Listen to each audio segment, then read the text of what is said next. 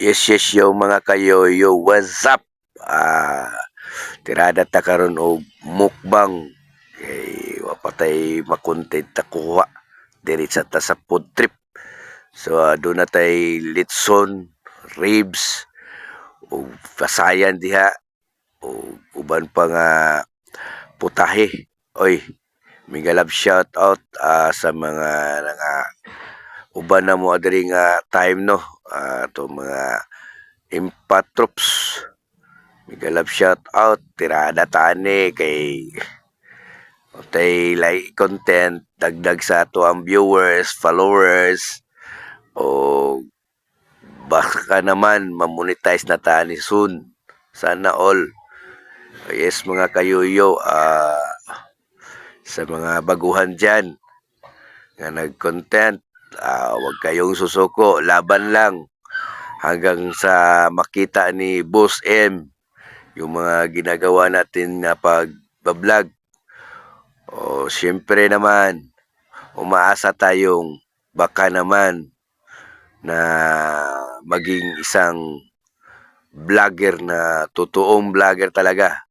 Yung makatulong sa mga kapwa-tao, lalo na sa mga naghihirap dyan at lalo na sa mga bukid. Pwede din natin yung mga content pero wala pa tayong mga extra income. So hanggang sa patuloy lang tayong lumalaban sa vlog.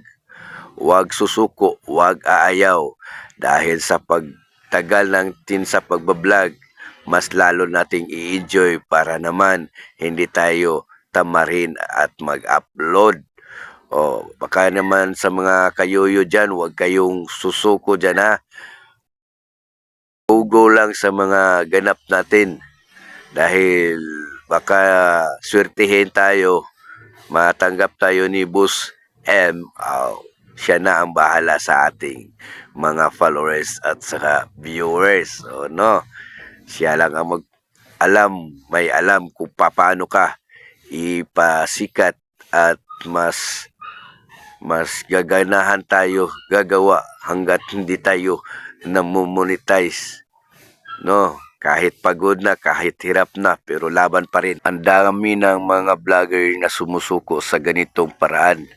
Pero wala tayong magawa. Tuloy lang pa rin tayo dahil yung ibang mga vloggers dyan ay dumaan din sa hirap, pagsubok o mas higit pa sa mga ginagawa nila pero hindi pa rin, pero tuloy pa rin sa laban na to.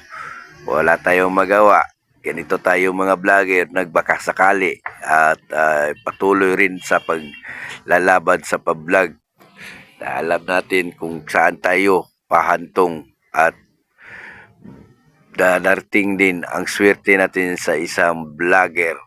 Oo, ang hirap talaga gumawa ng content lalo na sa mahirap talaga lalo na't kunti lang kaalaman mo sa paggawa ng content at saka mag-isip kung paano mo gagawin yung pagbablog mo, kung kailangan makasit up na yan at mag-isip ka ng maayos. Dahil kagaya ko ay iniisip ko na lang na magawa to para mayroon tayong mai-content. At sa pagkakain ko dyan ay wala talaga akong masabi kasi gutom na ako. Hanggang sa inubos ko ng pagkain ko. Yun. Shout out pa rin sa mga vloggers, mga kayuyo dyan, sa mga viewers natin dyan. Alright. Baka naman magbigay kayo ng star. Alright.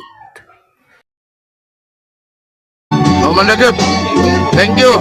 And don't forget to follow, subscribe, like, comment, and share. At